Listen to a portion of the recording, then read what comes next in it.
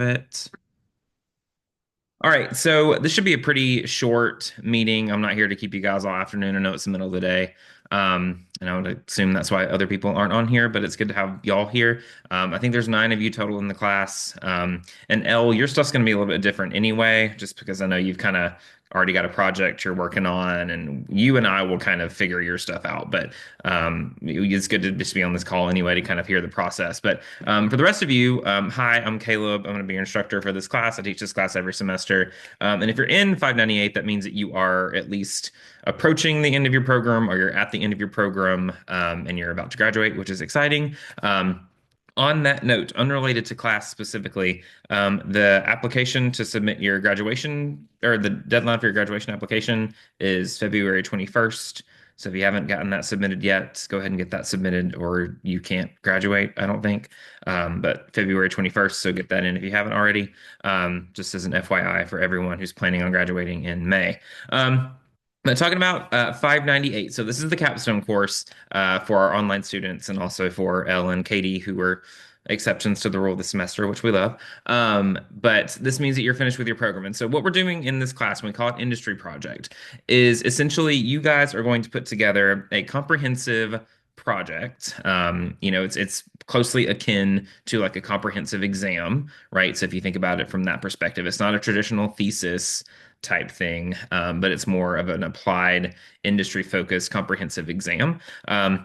You guys will put together a project in this semester that is comprehensive, that addresses an issue in the industry, right? So whether it's advertising, PR, creative, marketing, communications, strategic communication, whatever the sort of umbrella is that you guys are currently working in or that you plan to pursue post-graduation, we're going to actually look at the industry as a whole and potentially address some issues that we see or that we observe in those industries. And we're going to develop potential solutions for those issues, right? And that's going to take on a lot of different forms for all of you, depending on what you're actually trying to focus on. But that's kind of the gist of what goes on in this class. I'm going to actually share my screen and we're going to go over you guys can see that there's that. We're going to go over the project requirements for what you're actually going to do in this class. Can y'all see that? Y'all see the instructions? These are all on Blackboard for you already. And so they're not in the introduction folder. They're actually over here in this module 1 folder. So if you click that, this sheet is actually there for you. And I'm not going to read this to you guys, but I am going to kind of talk about it just in a way that would help make more sense a little bit for you guys in kind of a more simplistic term. Discuss what I'm looking for, at least as part of all these projects, and kind of tell you the structure of the project and how that's going to go. So it works. The way that this project works is you each are working on your own individualized industry project. In the past, when I've had a lot of students, we've done it sort of in teams, but there's only 9 of you, so you guys are going to work on it independently. And here's kind of the layout for what you're doing in this industry project. It works and it comes in 2 phases. Okay. So there's the proposal phase, right, which is parts 1 through 3. All right, and we'll talk about each of those individually. But that's your proposal, right? That's one thing that you submit. And then at the end of the term, you'll submit your final piece, which is all of that plus this last part here, which is your implications and discussion. All right. So just for the sake of deadlines, I'm going to give y'all some of these y'all can write down. The proposal, again, just for planning purposes. All right, here's another person. We'll let them in. Your proposal, just for the sake of knowing when things are due, that's parts 1 through 3. That's going to be due on March 7th, right, which is before spring break, right, which is like the Friday before spring break. Okay. And again, that's parts 1 through 3. Once you submit that proposal before spring break, I don't think I'm doing anything fun, so I'll have the week to sort of review this stuff. Once you submit that proposal, I will review what you submit and I'll give you feedback on that, right? So that you can then implement any feedback that I give you in your final submitted document. Okay. So the proposal's due on March 7th. And then the final document, which is that edited proposal with that final section and with your works cited and with your appendices and with your table of contents, everything wrapped up, right? That final submission, which is everything, is going to be due on April 11th. All right, and that's a weird, arbitrary date, I realize. But the grad school has a certain timeline that I've got to get y'all's paperwork filled out so you can graduate. And I've got to actually read those papers again. So, just for timing's sake, April 11th is going to be the deadline for your final submission. All right, so March 7th is the proposal. April 11th is that final submission. And so there's a month and some change between the time you submit the proposal and the time you submit the final. So you'll have plenty of time to make those edits, make any adjustments needed. So just as an FYI, that's kind of the structure and the deadlines of what we're going to do here. All right. Um, but what you're actually doing in the industry project, all right, is we're doing sort of a critical analysis of, the industry as a whole, right? Again, it can be whatever industry you are currently working in or the industry that you intend to pursue post-graduation with your master's degree, right? But we need to look critically at the industry or those particular industries and actually figure out an issue, right? No industry is perfect, no organization is perfect, no agency is perfect, no corporate situation is perfect, right? So what we're going to do here is actually look at those things critically and find a problem, find an issue that is prevalent within that industry or within that organization or within that sort of structure, right? And then what we're going to do is once you've identified that issue, we're going to do research, secondary research on that issue or on, what might have led to that problem. All right. You'll put together a literature review. So it almost follows the structure of a thesis or a research paper. It's not that deep, right? So it's very kind of straightforward. But defining the context of the problem is one thing, doing a background information lit review kind of thing related to some sort of model or theory or structure that might help explain why that problem exists. So this brings in the academic side of things a little bit. So some of the stuff you've covered in your classes and some of the stuff that's in this review sections over here on Blackboard will come into play there. And then you'll also develop a method to either get more information from a primary research perspective, to get more information on the issue or potential solutions, or from an audience or something like that, or working toward just getting more information to develop solutions in general. And put that together. The main difference here is that we're not actually doing data collection. So I think you probably would have done this, my online students at least, in like 550 or 551. I think you've written papers like this before, where you're not actually doing data collection because that involves IRB and like a lot of paperwork. And quite frankly, we just don't have time for that. But you won't actually do data collection. So that helps streamline the process a little bit. So everything that you do here will be structured up through these first three parts like a traditional research paper. Where it sort of diverges is that after this proposed methodology, where you talk about your sampling and everything, you're not actually going to, collect data. If you were doing a survey or a focus group or whatever it may be, you're not actually doing that.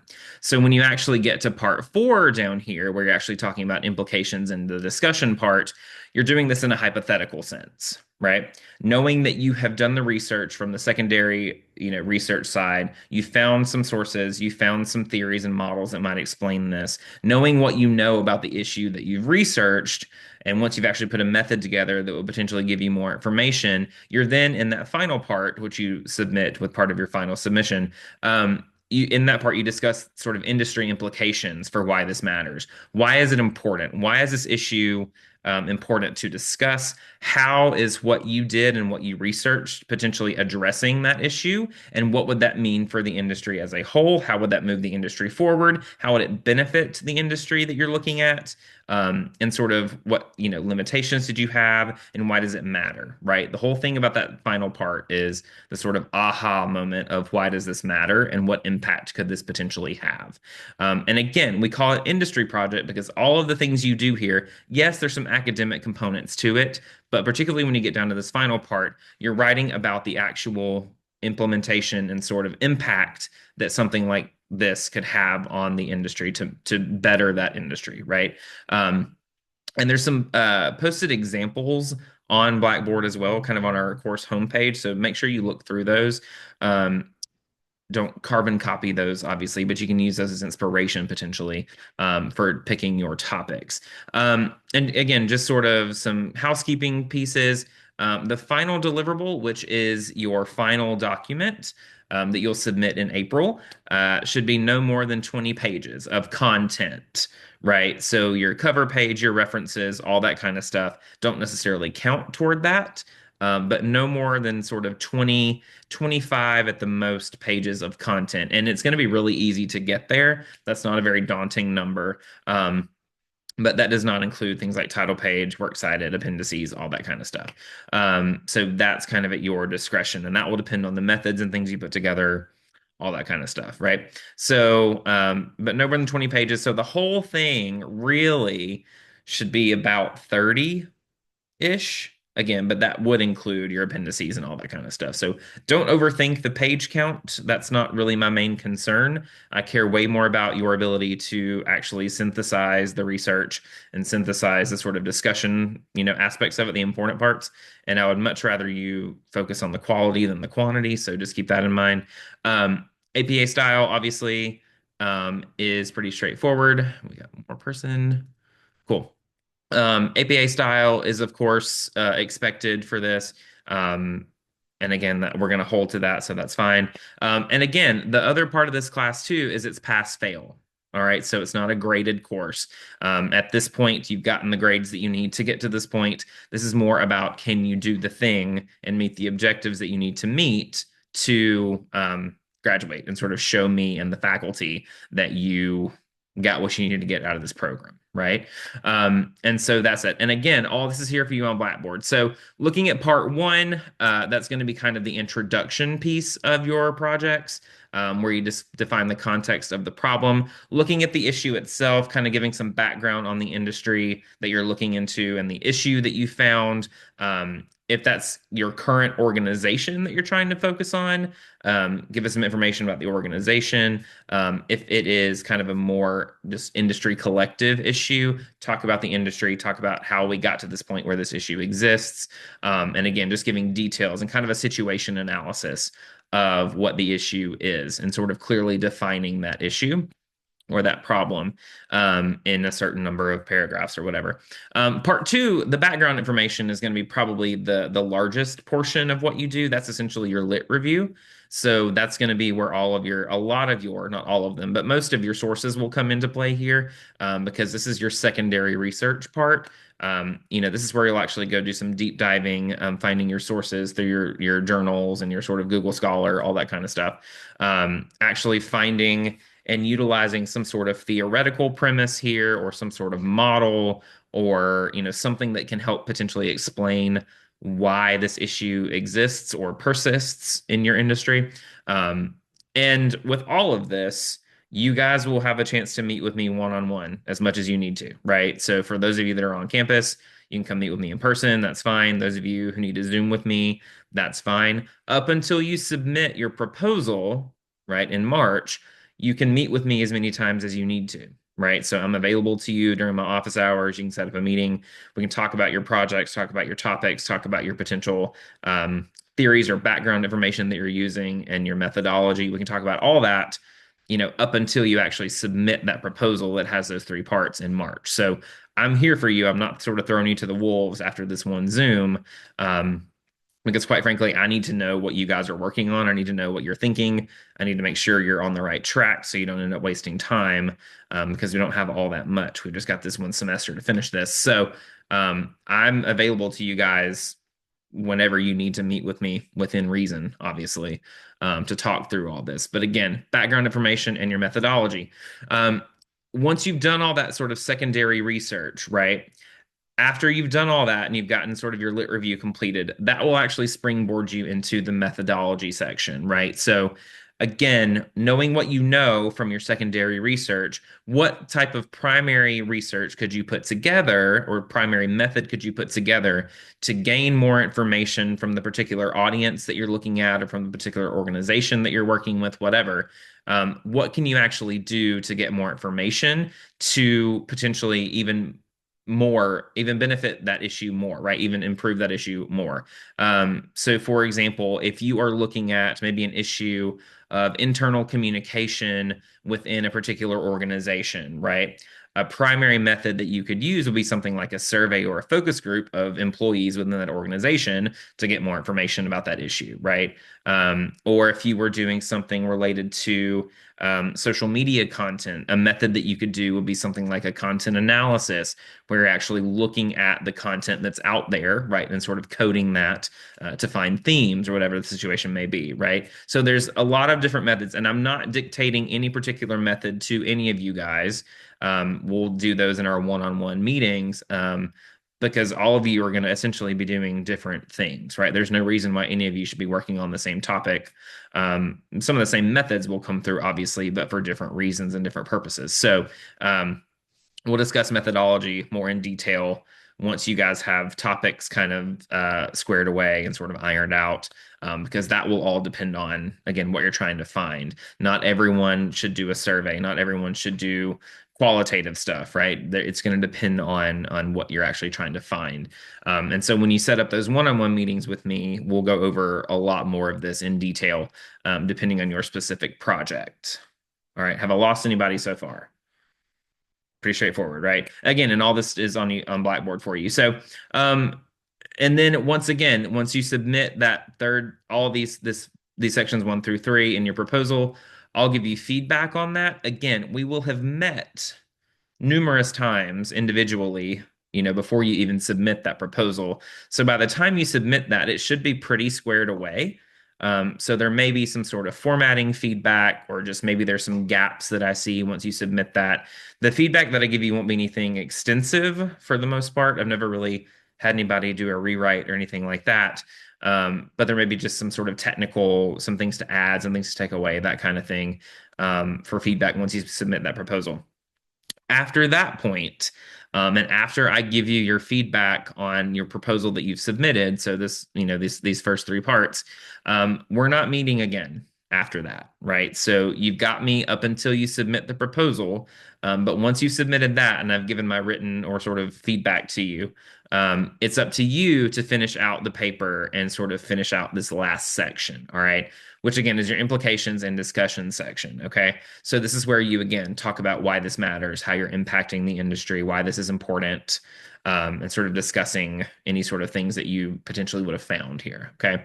And again, that's up to you. So we won't meet after March 7th. You're on your own, okay? But again, you should be set up at that point to finish out the thing on your own without any real issues, okay?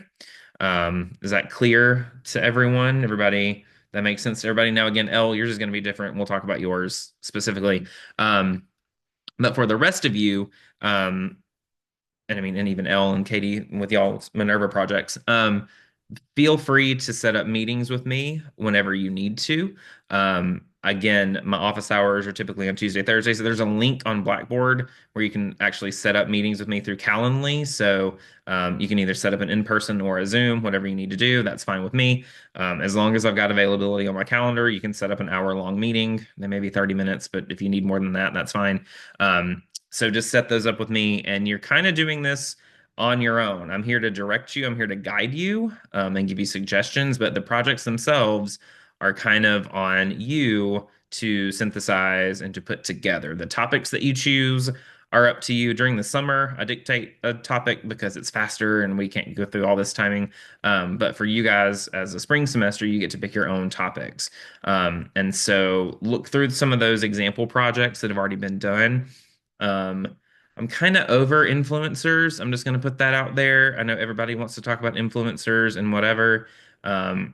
If you can do it in a way that is unique and creative and actually pinpoint something interesting, I'm fine with that.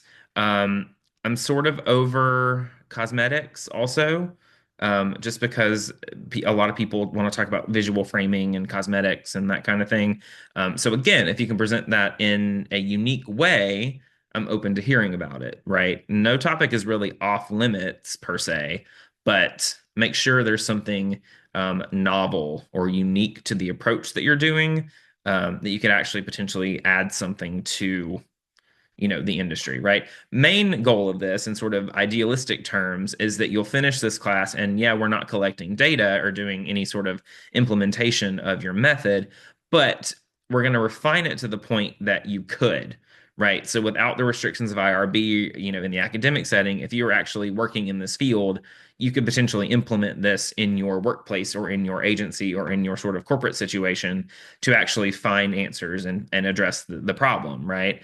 We can't do that in the academic setting just because of IRB and all those other restrictions, but you'll leave this with an instrument that you could implement in the field, right? It is a field publication ready, research piece that you could do outside of the scope of academia. So that's actually useful.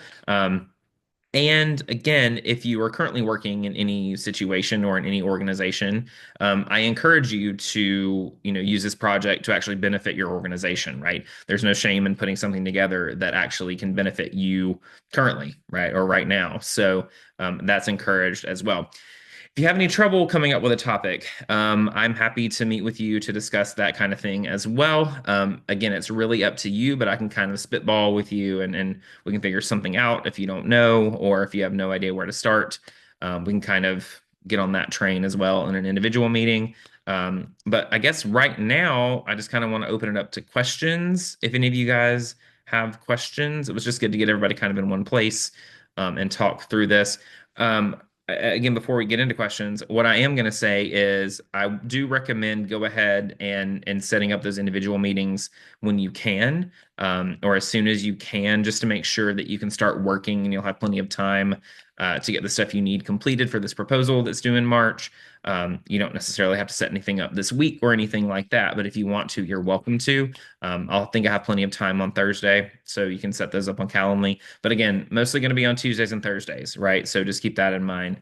But yeah, questions, comments, or concerns about this project or anything we've talked about, or how to approach it, or are we terrified, or anything like that?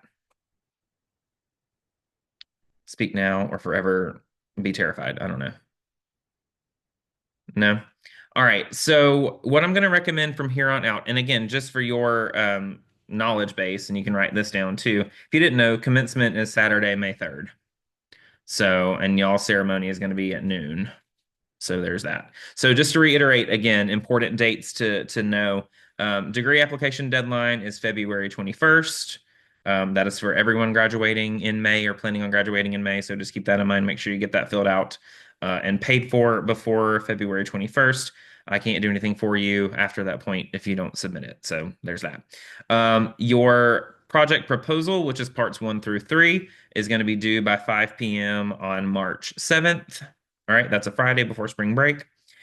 Your final project, which is all 4 parts, plus your appendices, plus your works cited, plus your title page, plus your table of contents, all that stuff, the whole wrapped up thing, due on April 11th. That is also a Friday, by 5 p.m.